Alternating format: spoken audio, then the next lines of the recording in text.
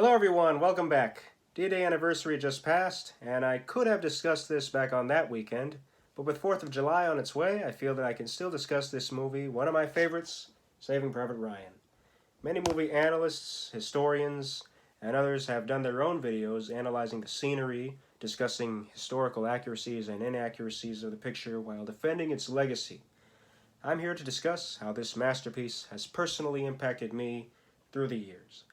In my childhood, I don't recall seeing many war or military movies or learning much about war and military. Obviously, these aren't the kind of things you learn about when you're little. Of course, I saw Forrest Gump, and that involved Vietnam. Then in 1998, or actually before then, there was the Hey Arnold Christmas special. That involved a war in Asia. That was a great episode. In 1998, there was the Disney movie Mulan, which involved a war in China. We all love that movie. Before then, I remember watching the G.I. Joe cartoon series and having some action figures from that show. Then I had the green army men. These little things. Yeah, these were fun. Very fun.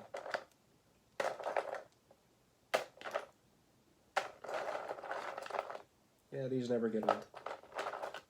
Never ever. This is the Toy Story edition, for that matter. And of course, there was Starship Troopers in '97.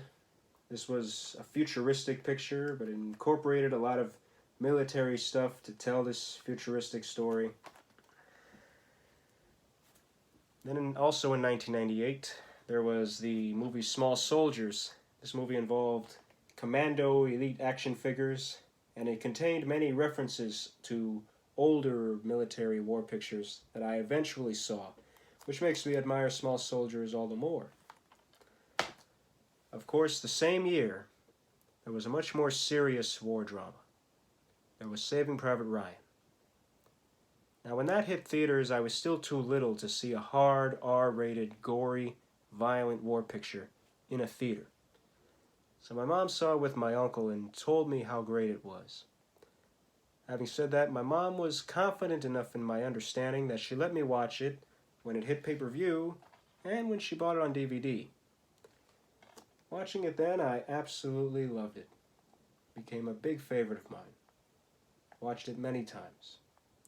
As a kid watching, I appreciated it as a realistic depiction of combat in World War II. And not only that, I appreciated the heartfelt story. The soldiers who carried this mission. How interesting each soldier was.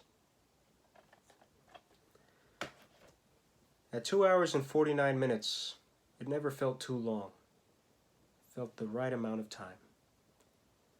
And as I got older, I learned more about war and history behind World War II from history classes in middle and high school, of course. And then in my own time, I learned more about film history by watching many classic movies on the TCM channel. And that obviously included many old World War II dramas from back then.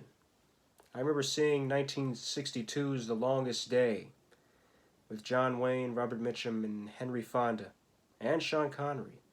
And it was interesting to see that before Saving Private Ryan, The Longest Day was known for its D-Day sequence. Then I saw the 1946 drama, The Story of G.I. Joe, which starred a young Burgess Meredith alongside Robert Mitchum. I saw the 1949 drama, Sands of Iwo Jima, with John Wayne again. There was The Best Years of Our Lives, the 1946 drama, involving soldiers coming home from World War II. There was the 1958 musical, South Pacific, great musical, and great story about soldiers in the war. I recently saw The Dirty Dozen, and I noticed the voice actors who played some of the commandos and Small Soldiers were in that movie. Adds another layer of depth to Small Soldiers, doesn't it? And then I also saw the 1998 war drama, The Thin Red Line, from Terrence Malick, about soldiers in World War II. That was a great one, too. There was the 1963 drama, The Great Escape, with Steve McQueen.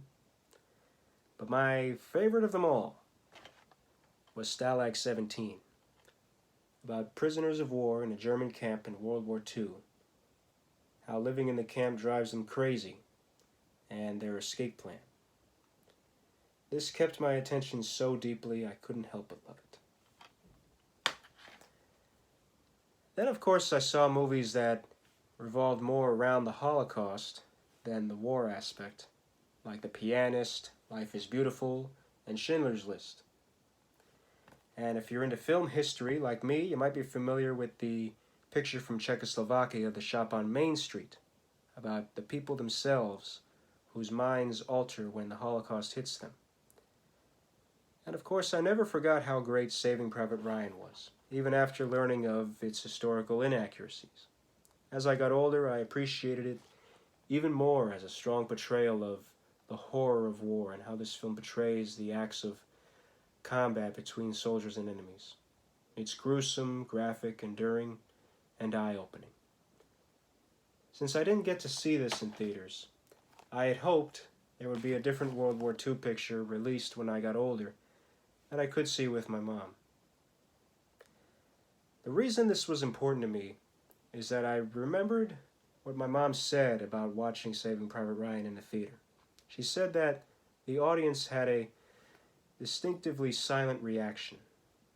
How when the audience left the theater once the credits rolled, they all left very silently. She could feel